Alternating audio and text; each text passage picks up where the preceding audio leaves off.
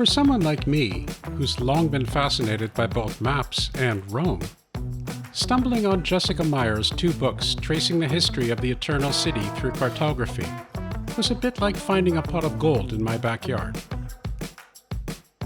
But as usual, the best part of the experience wasn't so much finding what I expected, beautifully intricate visual representations of this uniquely sedimented metropolis, but what I didn't. Because when you look closely, the history of Roman maps provides just as much opportunity to examine human creativity and imagination as rapidly evolving surveying techniques.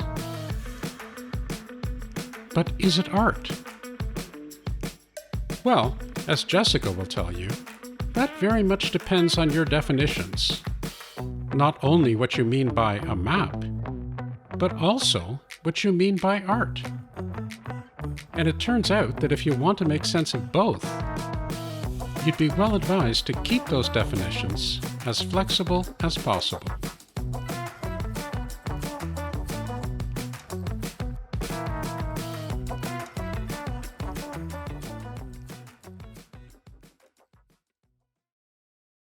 So, Jessica Meyer, welcome to Exploring Art History.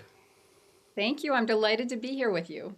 Well, it's a fantastic opportunity for me because, as I told you, I'm a bit of a map geek myself. So you really you captivated me with your Fantastic. work, and I wanted to ask you some general questions about your captivation Mhm. with maps. So how did that begin for you? Was it something that you came to appreciate later in life when you were a student, or were you when you were a kid? Were you fascinated with maps, or what was the story there? That's a great question. And I think thinking so I really would date it in earnest to right after college because when I graduated college, so let's go back, 30 years Sure, sure. almost. But when I graduated college, I first had this great opportunity. I went to Venice and had an internship at the Peggy Guggenheim collection, which was, of course, amazing. What a city. But then I didn't know what I was going to do. And a friend of mine from that internship said, "Oh, I'm moving to New York. You should come move to New York with me." So I went to New York and started looking for a job in galleries and pounded the pavement. And I got a grand total I think I distributed really old school, like 100 resumes, just walking into galleries. It was before a lot of hiring was done on the internet. Right. And then I got a grand total of one interview, and it was at an antique map gallery. And it was I had the interview, I got the job, and I worked there on and off for the better part of 10 years, including when I went back to grad school. So that was where I really got to see them for the first time because I'd been an art history major, and you don't learn about these in undergraduate. They're not really part of a curriculum usually. It was such a phenomenal experience in so many ways. So the gallery is the Graham Arator Gallery. He was a complicated person, as so many dealers are, but he was a great boss for me. And once he learned that I could kind of write, he started just throwing all these amazing things at me to write up descriptions for sales. Oh, So that I would get to at first I was kind of a general gallery assistant, but then he would hand me off. I still remember he got this for the 1482 Ulm Ptolemy, which is this, I mean, like, incredibly rare, the most beautiful atlas you'll ever lay eyes on.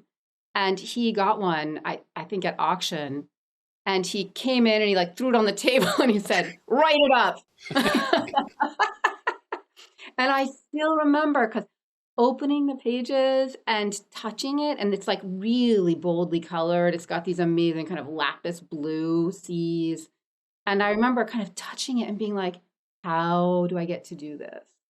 I'd never seen these things before. And suddenly I'm paid to learn about them, wow. right? And write about them. And I never really thought that I could then turn that into like uh, kind of like an area of my research, like serious academic research. But then when I did go back to graduate school and at Columbia in New York, so I kept working for Graham, and then I was back in grad school, and I thought, oh, I'm going to work on painting, or I'm going to work on, and then one professor kind of encouraged me and said, oh, wait, you work in this gallery, like, you should you can treat these academically. And it had never occurred to me because I'd never seen it done. Right. And so with the encouragement of him and a few other professors, I really went hard down that road.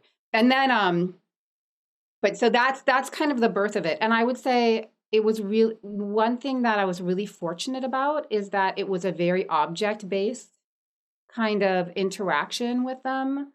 So I still know, like atlases, singly issued maps, maps that came out of atlases. I like the handling of them, the way they smell, the way they feel is something that I really love. And even in museums or special collections jobs, I don't think you necessarily get that kind of like intense, like physical kind of contact. Right. And that was really so it was total serendipity. But I still can't believe sometimes that it happened, and I still miss it because I don't have that regular contact anymore. So I don't really get to handle things. And sometimes if I take students to special collections, I kind of get to handle things, but it's much more. It doesn't have that casual kind of. I'm just going to go in the vault and pull out and compare the 1513 Strasbourg Ptolemy to the blah blah blah blah. Really nerding out. Right. So yeah, it was great. I want to ask a few more questions, if I could, about the sociology of the field.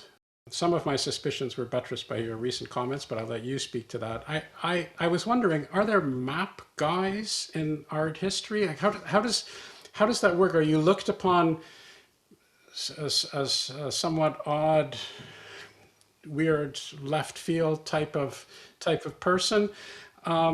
Because on the one hand, maybe you are in terms of your research, and on the other hand, you're absolutely not. I mean, as is sprinkled throughout your book, there are all sorts of literary references, artistic references, sociocultural references. I mean, you're using maps as a way to explore really fundamental themes in not just art history, but history period of early modern history. So, but nonetheless, is there a clique of people? If you're a card-carrying member of the map club, do you hang around other map people? How does that work exactly? We definitely have our people, and we do kind of like panels together in conferences, and so you do. There is, in a sense, a kind of club. It's a very accepting club, and some people will kind of dip their toe into cartography, and then it doesn't become such a guiding through line of their research. And so there is flexibility, the flexible membership. we welcome temporary members and all. But I would say, and I'm really glad you asked that because that's a question that larger kind of relationship of map people to their various fields, because it's so interdisciplinary, right? And so that is, people who work on maps might come from history, literature, art history, and then fully out of the humanities too. There are people who look at it from the engineering perspective. The history of science is still a kind of history, but their history of technical history of representation and of cartographic knowledge. So it's fundamentally interdisciplinary, but in a sense, what that means is that it belongs everywhere and nowhere. And I've encountered that problem. I would say that it's changed since I was in graduate school. So when I first started working on a topic that was frankly cartographic, I definitely spoke to some sort of older, more established art historians of, let's say, a different generation who did not necessarily see it as a valid direction for an art history PhD student, and who had a somewhat narrow view. And I think they didn't mind the topic, but they didn't necessarily see it as art history per se. So that I really did encounter that attitude quite openly among some senior art historians who I met during my dissertating years.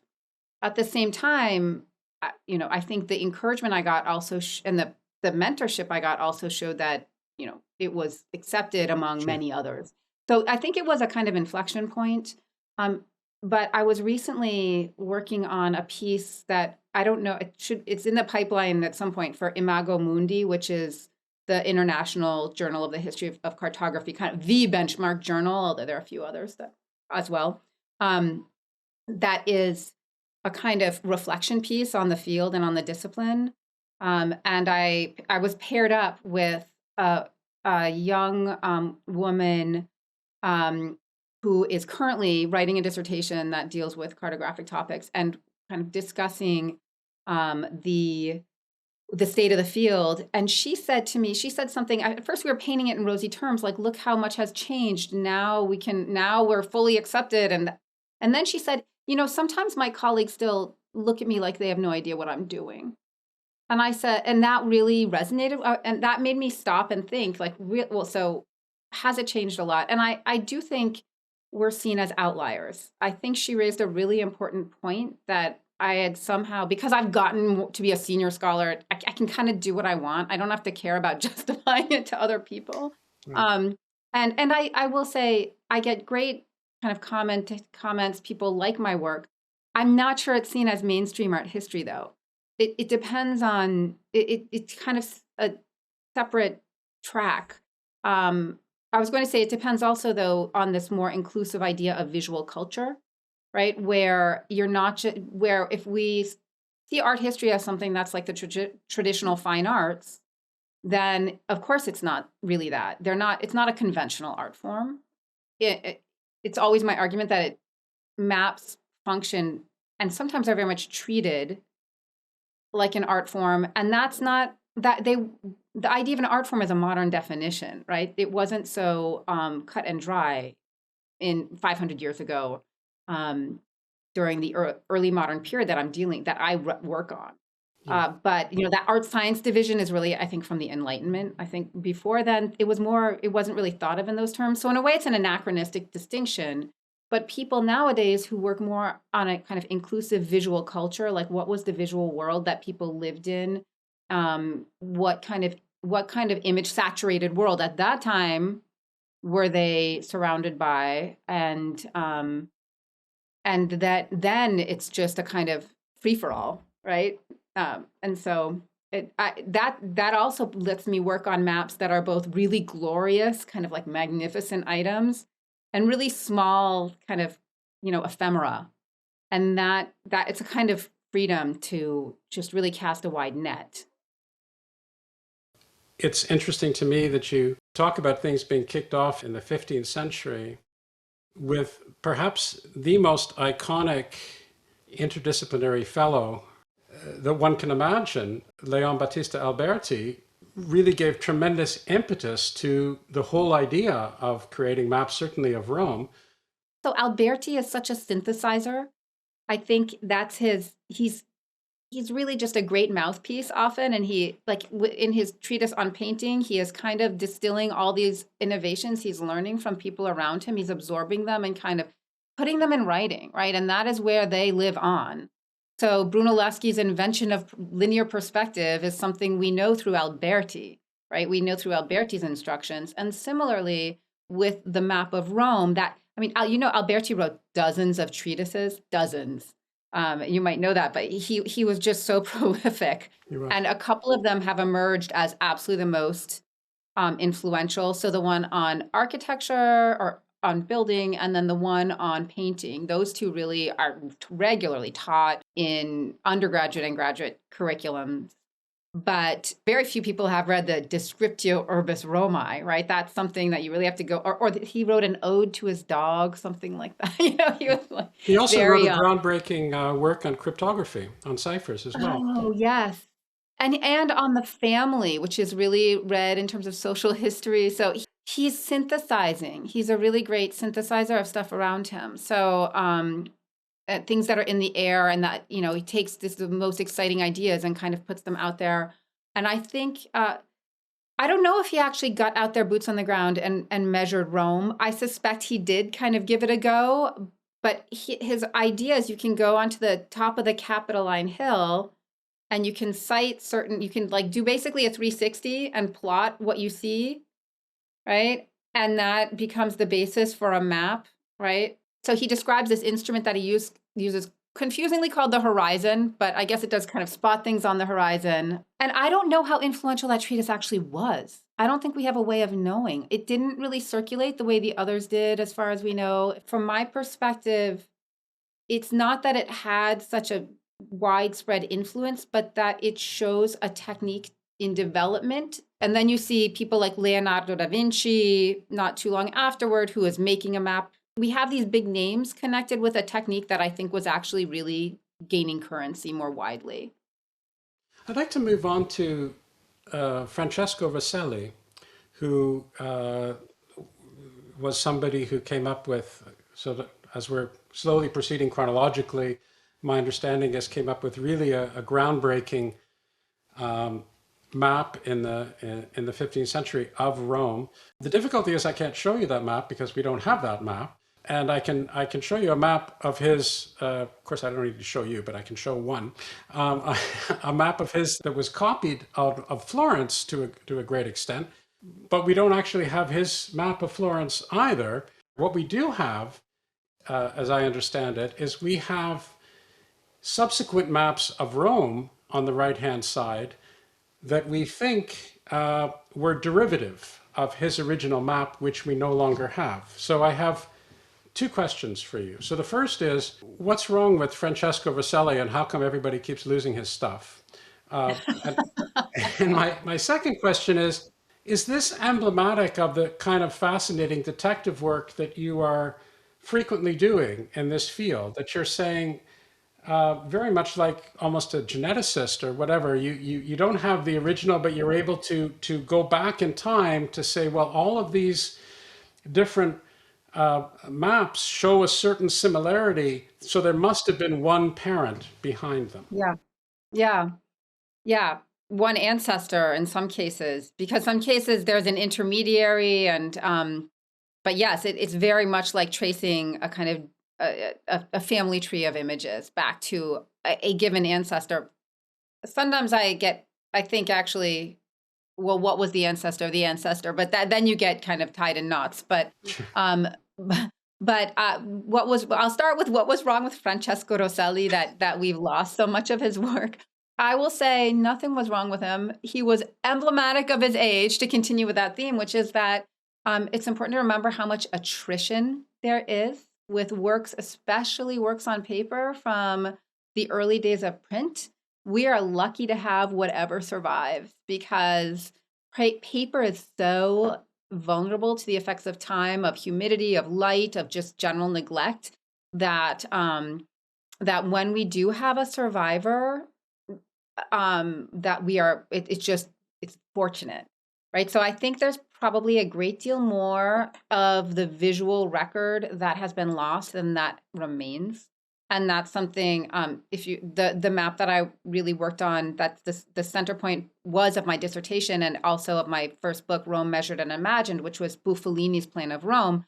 That one, we do not have the original printing. We have we have two examples of the second date, and that was, or second edition, from about 1561.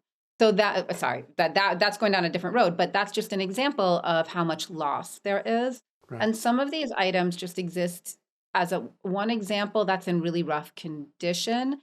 And sometimes, and this is the case with Rosselli, we're very lucky to have an inventory that was done of his workshop by way of his son who had inherited it. An inventory. Inventories are really useful archival records in this period because they were made often for probate purposes or that kind of thing, to decide to hash out a will or a kind of bequest. But inventories, for whatever reason they were made, will record things that no longer exist and give us a sense of what did exist, right? And so we have that really fantastic inventory of Rosselli's shop. And it names not only Rome, but these other cities like Constantinople. Oh, what I would give to see that map of Constantinople. It just really, Right. but those are other stories that people could tell of the derivatives probably of his other maps. but the one of Rome, that was a really fun detective story to tell, going down the road of inventories, but also, again, as an art historian, just looking for the visual clues and trying to make sense of what's happening. Because if you look at those images, I remember like one thing that was, and I wasn't the first to draw these connections, right? I'm really, in all respects, standing on the shoulders of giants. Like there were great scholars who went before me who maybe would throw off a remark like, oh, the view of Rome in the Nuremberg Chronicle, which is at the lower left of the group of four that you have. People would say, throw out a reference like Amato Pietro Frutas. Frutas wrote this like compendium of all the like lots of maps of Rome, like a reference work with short entries on each one. And it's probably from Frutas that I got the reference that this was based on Rosselli or something. Someone would throw out a single, small comment, but then it started registering more when I was looking at them. It would have taken a very long time to make that connection, but because the one at lower left is so much more cropped to the center versus if you look at the one at upper right, which is really expansive. And so trying to take objects that at first look very different and then see them as a family and see each one as a unique take on the prototype. And so the detective story for me was partly trying to get back to the prototype, and at least think about what the commonality among the images suggested about what the lost prototype might have looked like. But also to see how a single prototype could become such a jumping off point for totally different approaches to the city. And that's what made it very interesting to me. Yeah. And fun. Like that's really fun research to kind of go down. You really do feel like you're a detective kind of putting together the clues, and some are visual, some are archival. But that's when I really love my research most, I think. I'd like to get to the Bufalini map now, which, as you say, was a core work for you. And I'd like you just to talk a little bit about why this is so special in your view. Well, let me count the ways. This is a remarkable object on multiple levels. In part, I mean, just the sheer physical print quality, it's as my kids would say, it's ginormous. It's a very large woodcut on many sheets.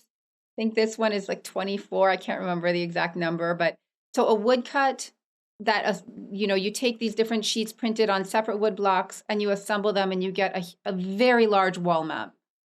So it's really kind of a monument. It was the largest map of Rome on record at the time, and so that on a sheer level is like such a commemoration of this city, and an important one. Otherwise, it's also the first map of Rome that is really the result of extensive survey, right? A survey of a very kind of dedicated, really quite accurate, according to the standards of the time, survey of really the entire city. By modern standards, you would look at it's easy to look at it and find inaccuracies, but it's actually remarkable given the technology he had at his disposal. It was often spoken of as this sort of solo kind of labor of love, but he probably, we know that he worked with people who were working on the fortifications of Rome for the papacy during these years. And in that sense, he was drawing on research done with big teams of engineers and military engineers and surveyors who were really looking at the walls of Rome and the fortifications. So he had a kind of groundwork available to him. In that sense, it's extremely important, but there's more to it than that, which, and I know you've read like very well some of my writing, but I also think it's very important to mention that there's a lot of imagination at work here too. It wasn't just the physical city that he was interested in. He was very interested in not just Rome's ancient ruins, but also Rome's lost buildings, reconstructing buildings where very little actually survived. I think that people like to see things in binary terms, right? Art, or like modern people, right? Art versus science, or kind of measured reality versus some imagined creativity. And this is such a kind of hybrid of those two impulses, such a kind of seamless bringing together of those two impulses. Had other people looked at this? So I was shocked when I saw this, and I thought it was hilarious actually. So here we have an existing ruin that has been very well documented on the left-hand side, and he Yeah, just changes it. And he says, "No, no, no, yeah, I think it should look like this." And here on this particular picture, on one of these maps at the bottom here, there's just a dot of this, I guess, circular structure that's there. And he extends it, this basilica, because he just thinks, I don't know, I guess it looks better, or he thinks it should be this way. So here again, as I understand it, according to what you wrote, he basically just comes up with a temple that he thinks there were literary sources that said, well, a temple should be here, but there's no ruin there, as far as I understand it, that actually reflects this. And he nonetheless puts it in. So I mean, I guess there are two things that I think about. One is, to what extent is he representative of the culture of his time, where it was okay to do to do that kind of thing and just be creative and come up with something which wasn't completely fantastical insofar as it might well have been the case, but there's no real evidence for it to be the case. And my second point is, have all of these things, or at least some of these things, been found before, or did you actually find them yourself by closely examining these maps and comparing them to others? I definitely a mix of I tried to find a representative sample, and then I went looking at, so some of this is me putting the pieces together and trying to follow up on just, you know, almost picking things out of a hat, because there are many other examples that you could show. Right. So the two examples of kind of basilicas or temples that you showed, in my memory, I think that was mainly me just trying to pick something that wasn't one of the super famous monuments, um, the and then trying to follow it up, and then it becomes kind of a representation of his method, right? And I would say one thing that stood out a lot is that he's not just completely making things up, but you're right, there might be a literary reference, or even the name basilica, if that's how a structure was recorded, that was often associated with a certain kind of building type. So he's kind of filling in from just the nomenclature to a certain Sure. extent. You can try to track down a method, right? Or at least a rationale. But what also emerged is that his antiquarianism isn't that strong as her surveying, right? He's not up to the level in terms of these kinds of reconstructions as people at the same time who are more trained in that realm. But it doesn't And stop him so doing it. no, it doesn't. But and I don't, and your guess is as good as mine. Did he think it would make the map more saleable? Was he participating in this kind of mania for antiquities while also really being at least most proficient and skilled at measuring what was there to be seen? Critics would say, well, it's not a trustworthy record, but define what kind of record you want, right? Do you want a record of sort of what people longed for and dreamed about, or just like a very, rigorous um, view of only what was on the ground? And that will come later, right? That split will come later. But I think it's a great record of this moment in time when there was not really seen be a need to split those up. I wanted to talk a little bit about time and the conflation or the distinction between past and present. And you make a super interesting point when you went back to the when you talk about the Bufalini map and you talk about how it's all of these things are jumbled together. You see modern things, you see ancient things which may or may not actually correspond to the way that they used to be. You see, you see all these things that are thrown together. And then as time progresses, you have people who are making separate maps of both the past and contemporary times. They're doing it in a very deliberate way to compare and contrast these two views of ancient Rome and modern Rome and separate the two of them. Why do you think they're doing that? I I think well, it's a marketing tactic for sure. Definitely, because the it's they're greater than the sum of the parts as a pair. Like if it's a very Renaissance mindset, that confrontation, or the comparison of old and new, right? It's a, that and uh, there are all sorts of. It's a very kind of competitive environment where they're often putting things in juxtaposition. There's a whole term for it, the paragone, which means the comparison, right? And it can be used for painting versus sculpture or music versus painting, or they're all there are all these kinds of it's almost like a literary genre unto itself also. And so what you have here are these visual paragone images of old and new when it comes to Rome, and we're better to do it really than Rome.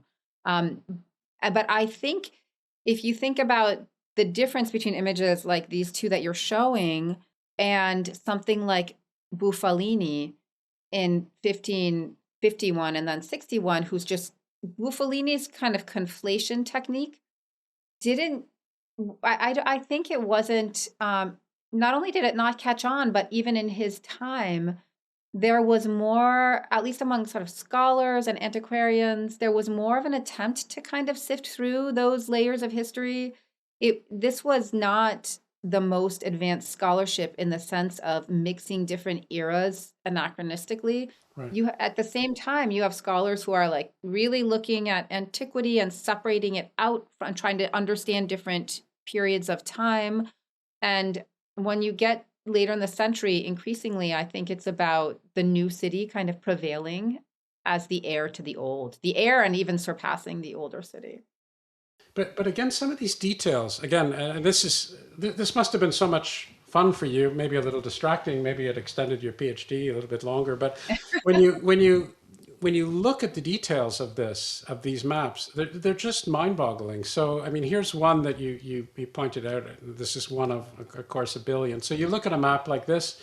If you zoom in and you have a close look, you can actually see the ferries. You can see the lines in the ferry. I mean, it's just absolutely remarkable. I mean, how difficult was it to you to finish your days if you're looking at a map like this in so many different ways? I mean, the amount of detail is just staggering.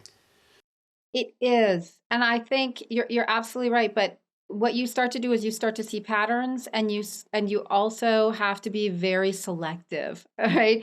So I do sometimes I'll speak to scholars who are working on these maps, or they're working on a monument within the map, and they will say, "Hey, have you looked at the like septizonium on your and tell me about the septizonium on Buffalini?" And I'm like, "Oh my God, well, let me go look at it because that wasn't one of my selected monuments that I delved into." And so you kind of cherry pick, and you certainly personalize it. It's not like I had a selection of 8 monuments and then did a kind of you know horizontal survey across every map of those monuments in a given map. Although, in a sense, that came to pass. Like the Vatican is a really, there are certain monuments that or sites within the city that you kind of have to contend with, because they're just so Sure.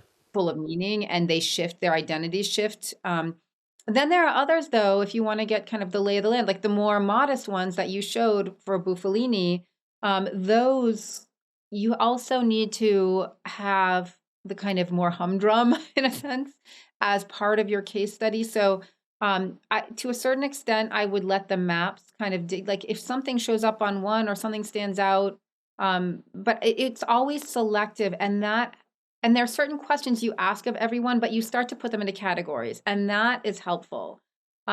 It is really fun to get lost in some of these maps. I mean, the one that you're showing now, Tempesta's map of Rome, I mean, this is often by design, right? Like Ligorio's map or Tempesta's map, these like incredibly detailed, like minutely detailed maps, um, are are kind of meant to pull you in. You're meant to get lost wandering the streets of Rome in a way, and to to kind of experience the city in that way. And so they're doing what, they have the desired effect or the intended effect. By the same token, if like for me studying a lot, trying to put together a kind of synthetic view of how they evolve and what patterns are, I really had to be selective in terms of what I looked at. Again, it's brilliantly presented chronologically, and not just because, okay, here's a map from this century, here's a map from that century, but you actually see the themes changing. You see how we went from a Renaissance orientation, if not fixation, to be looking at the past, to be looking at both the present and the past equally, and then you reach a point where the present becomes triumphant, and the maps become more and more and more detailed, and more and more and more sophisticated. But at the same time, there's still a bit of this tension between to what extent they're being rigorous, scientifically measurable, and to what extent they're invoking this pictorial aspect. And so you conclude with these three large maps. And before we talk about this map, this Noli map, I'd like you to talk a little bit about the representation at the very bottom of the map and what's being conveyed there. So this is a fascinating kind of illusionistic representation. If you look, so we have a map right at center, a very orthogonal kind of plan of the city, a footprint that Noli made. This is 1748. Very Enlightenment, very measured, right, and very sophisticated in its measurement. But then if you look at the larger representation towards the lower margins of the map as depicted, you see this illusionistic kind of paper kind of peeling away from the surface. And beneath it, it's as though it's like fluttering away or rolling away to reveal beneath it you have a much more kind of artistic and pictorial rendering of these evocative ruins, very much a la Piranesi, right? Very much a la kind of like almost romanticized depictions of ancient known monuments and statues on the left, and then modern monuments and statues and allegorical figures also on the right. At lower right, you see buildings like the Campidoglio or the Capitoline Hill as it was redesigned by Michelangelo, and this allegorical figure who's being crowned by a papal tiara who represents ecclesia or the church, right? The triumphant Roman church. And then on the left, you have all these pagan monuments. You have the Roma statue that was on the Capitoline. You have a reclining river god and the Lupa statue, the she-wolf with the twins, but they're shown as though broken, even more broken than in reality. And a kind of corner of the Colosseum, these monuments that are really quite famous. And it's meant to be this, again, like that comparing of ancient and modern, where modern emerges triumphant in a sense, although at the same time you could read it as a kind of equalization, right? A balancing of these two identities, but one that probably favors the right-hand side, as usually the right-hand side is the favored side. But what's so striking is that you have this mathematical kind of cartographic rigor that is the main map, and then you have this incredible like pictorial evocation that coexists with it and almost seems more real, right? Like it takes on this three-dimensional existence. And with the map itself peeling away, like which is the real Rome, I think is kind of the poetic question that's being asked here. Is it the Rome of the kind of conceptual Rome that you see towards the lower margin, or is it the kind of measurable Rome that you see at the in the main body of the image? And as you say, this map, of course, you have a top-down view. So if you just look at the map part of the map, without any of the metaphorical content, it looks like something that we would identify today as a satellite map. And as you drill down, it's, as you say, fantastically detailed and fantastically rigorous, and very much a supporter of this view of, well, just get out your instruments and make very careful measurements and do a new survey and make sure that everything is incredibly detailed. And as you had pointed out, it's just phenomenally detailed. I mean, to the extent where if you drill down, you can distinguish between coniferous and deciduous trees and various places. I mean, it's just absolutely remarkably detailed. Yeah. But then you have another map that came out a little bit afterwards, which is quite different. I mean, it's still phenomenally detailed and it's still accurate. It's not a misrepresentation, and yet at the same time, it has a very, very different feel. So perhaps you can speak a little bit about that. Right. This is Giuseppe Vasi, who was a very prolific print publisher, especially of material relating to Rome, also in the 18th century.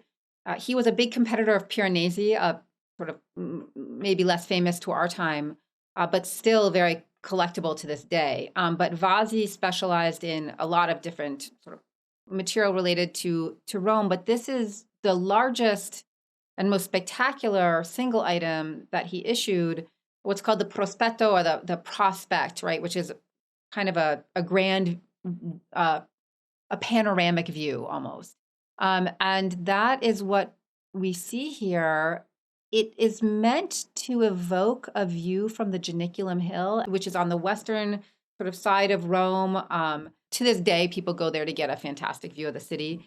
So it has this kind of association or correlation with a real viewing experience, but it's heightened so that it's almost as though the viewer is kind of thrust further up into the air, so you get a better view. Like it's actually, the view from the Janiculum you would not see quite as much, and you certainly wouldn't see, for example, you wouldn't see St. Peter's to the left, right? Unless you were really far down towards the northern part of the Janiculum, and at the same time see this grand fountain that was close by at the very right of the image. Like you don't ever see those simultaneously. So in a way, it's like Alberti manipulate, kind of when he talks about how he could see all these things from the Capitoline. Here too, it's a bit of a dissimulation, that it's like every image, it's a manipulated image, but it is so evocative. I mean, looking into the distance at the hills with the kind of atmospheric perspective and the kind of clouds above them, and getting a sense of the, that city at your feet. It's really, it corresponds so closely to reality that it feels very, it's compelling, right? It's plausible, and yet it includes everything, right? It's also so inclusive of the whole city. But you would never really be able to see this view. Not now, not then, but it doesn't matter, right? You kind of buy into it. You really do. And you can pick out really recognizable things within it. I mean, it's fantastic. But it's a different kind of representation. You get different things from it. And I think that was understood at the time too, right? The same way as in earlier centuries, people were drawn towards something like this, but they would purchase it and display it for a different reason than they might Noli's map. Yeah, and it has this, as you say, it has this romantic feel, and there are romantic aspects of the map. I mean, you actually have a figure in the left foreground who looks to be the actual author, or creator of the map, who was arguably drawing a map of Rome. So it has this Right. wonderful self-referential aspect to it as well. Yeah. But Yeah.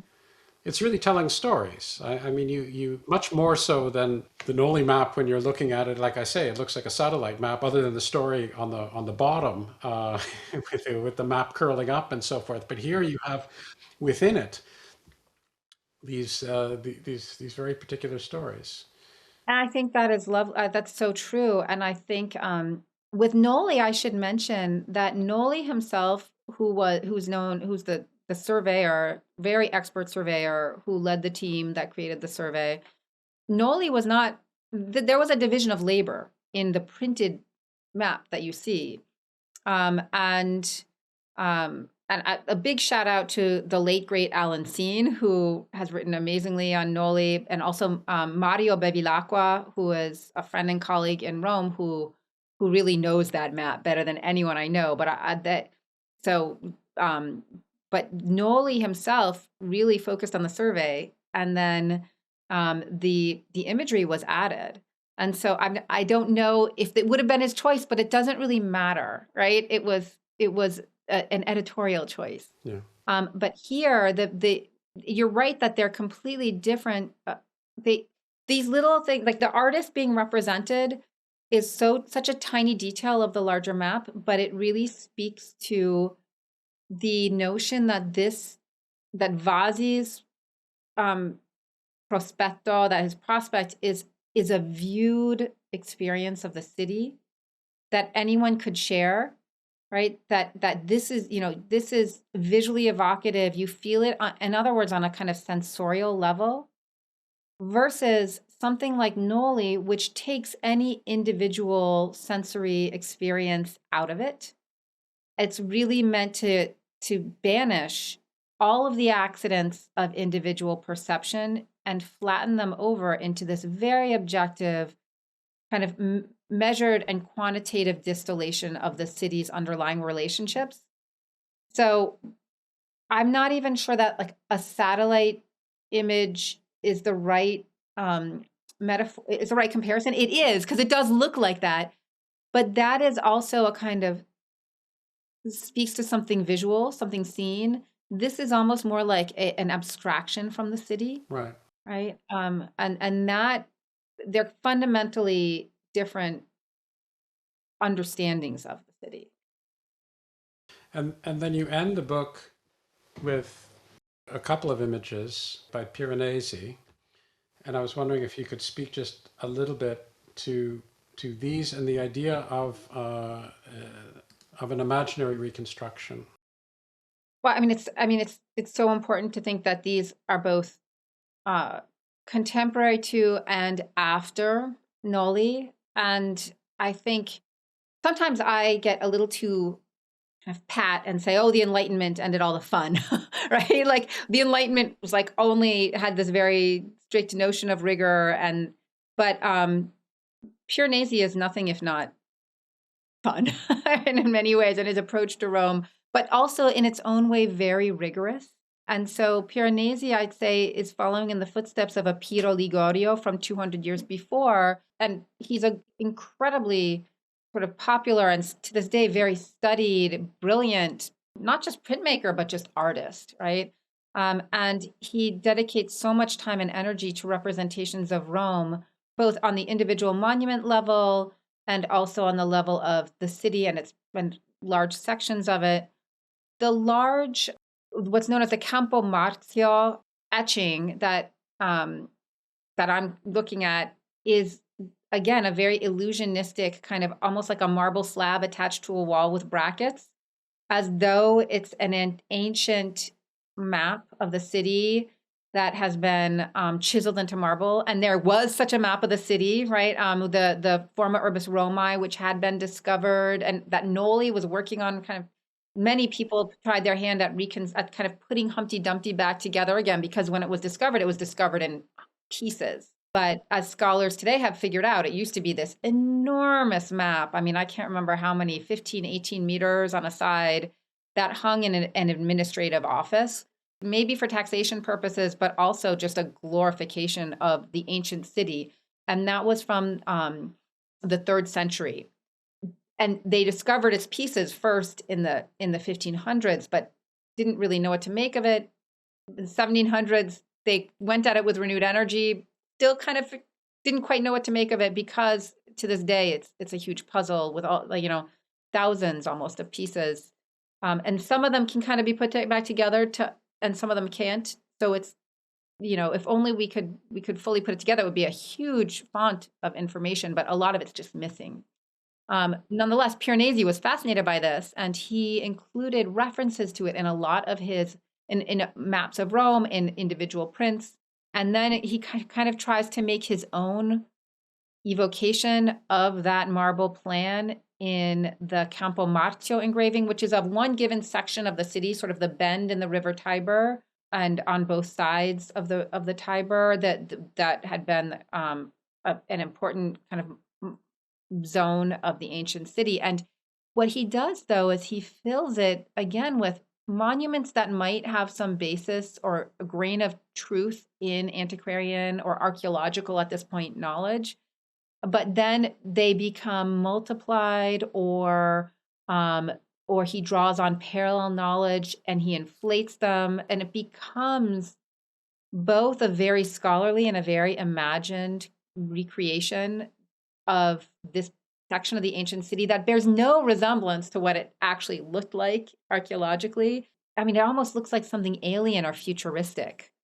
People have written about this very eloquently, as you might imagine, but it's something that I still very much, I think, is magnetic to, especially to architects. Architects have really worked on it because it's so architectural. You have the imagination very much on a flat plane, right? Not, I mean, again, also not unlike Buffalini, but maybe a bit more knowledgeable about antiquity than Buffalini was.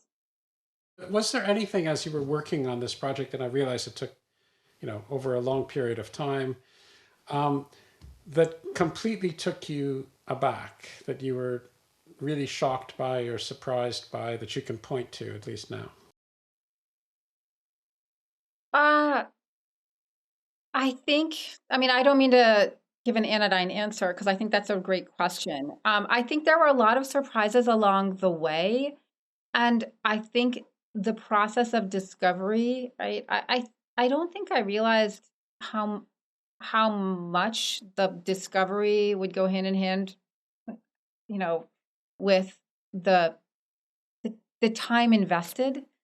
So things like realizing that there was a whole genre of images that were ancient and new that were kind of juxtaposing the two, or I there were constant discoveries that I hadn't seen until I was really kind of knee deep.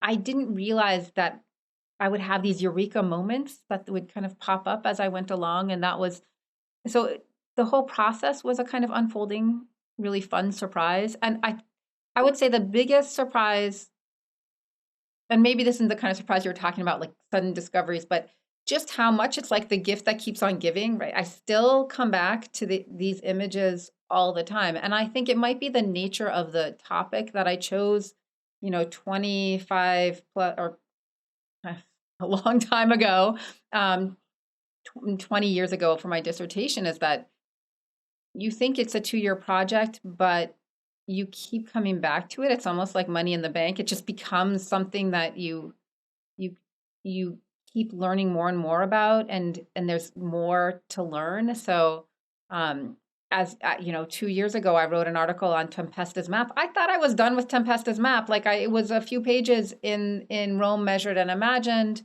and then but I started looking at it again in a new way, and it was just a whole other dimension of what there was to learn. And so I guess it's kind of humbling how you do move on in new directions also, but by the same token, you keep going back to that bank of objects that first pulled you in and discovering new things. So that remains a wonderful surprise, actually.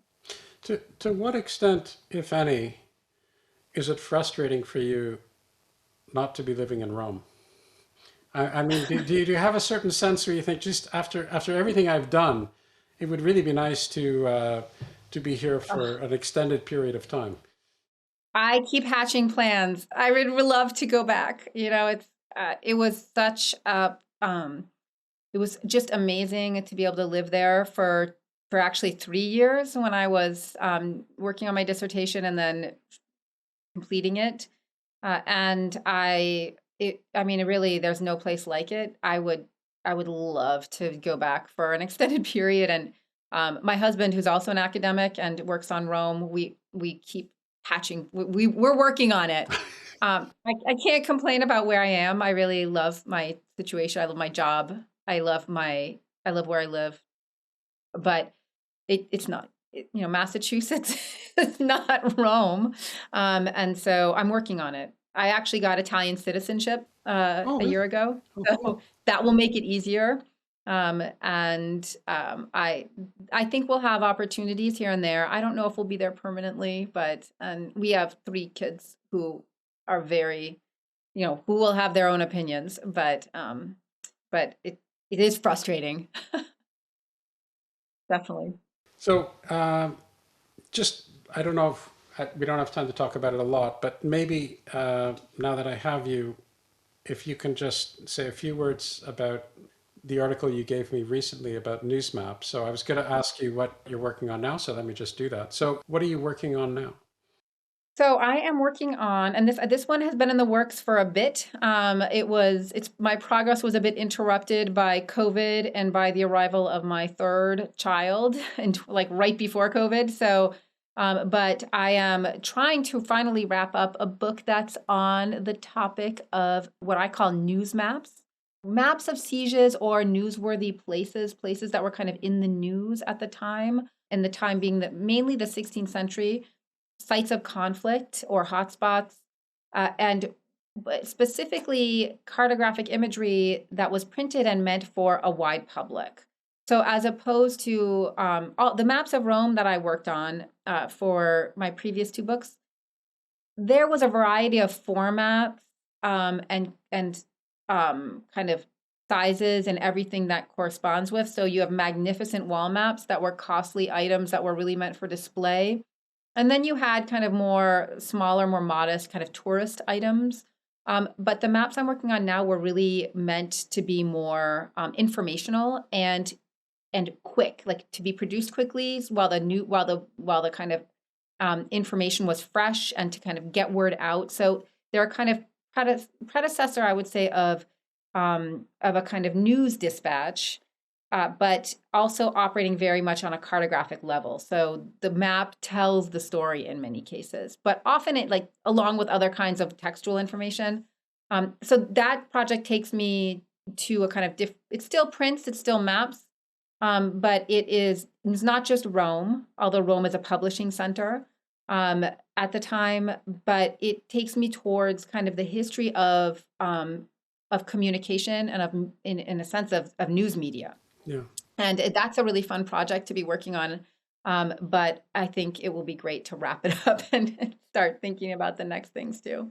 Well, I mean, there's this whole question about print culture in general, right? I was talking the other day to somebody who is a print specialist, and she had written a Yeah. book on Durer's prints, or at least interpreting some of Durer's prints. And one of the themes which keeps coming up is getting a sense of who these prints are for, what the socioeconomic culture is in Yeah. which the artist finds himself, and and that has direct bearing on what the message is that's trying to be conveyed. So I knew nothing about the idea of a news map. I mean, it makes sense Yeah. when you read about it, but I didn't realize that that maps were actually part of print culture from a relatively early time, and ways of transmitting information, and not meant to be necessarily hung up on a wall or studied or anything like that, but to actually be used as part and parcel of, I guess, rapidly consumed products, so that people Yes. could get a sense of what was going on. And I think, again, hearkening back to what you were saying earlier, as an outsider who doesn't pretend to be a specialist in art history, but looking at the community, there are some really interesting things that you can learn and appreciate, maybe from an art historical perspective, but certainly from a capital H historical perspective of what the sentiments were at the time, what the demand was at the time, what people were interested in understanding, and how they were interested in getting that information. And once you get a clear sense of that, you get a clear sense of what the artist's intentionality actually was. Because otherwise, Oh, you often have no clue. We're sitting here 500 years later trying to puzzle out, what could have been going through these people's minds. And unless you understand the historical context, you're often, up the creek without a paddle. absolutely. And I mean, I often say also to my students in the classroom that art history is history, right? It just, a lot of our evidence is visual, but we need to bring in all that other evidence that is more like the larger kind of historical method is very much something that we work with too. So things like, commercial impulses are really important to factor in, right? Especially when you're dealing with print culture, right? Because you're dealing with the birth of an open market in a sense for imagery Right. also. And so commercial impulses, people like say, look, sometimes read the maps that I work on, the siege maps that I work on can be read very much in ideological terms because sometimes, for example, I look at a lot that are like Ottoman versus Christian, right? Or like an Ottoman siege, or some kind of conflict um, with Christian Europe. But however, I don't think the impulses of European printmakers were just ideological, right? They were actually much more commercial. They wanted to sell things. Yeah. And so if there's an ideological expression, it's because it was saleable. Yeah.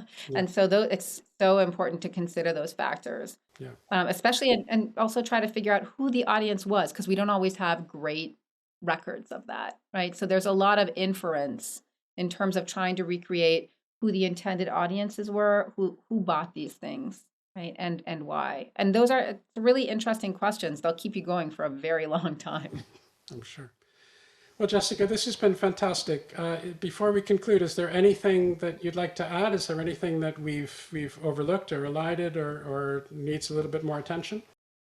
I can't think of anything. This has been a wonderful, really wide-ranging conversation. I really appreciate it. I'm honored by all of the attention that you gave to my work, and it's a real treat for me to be able to talk about it with you. Thanks very much for watching this video podcast.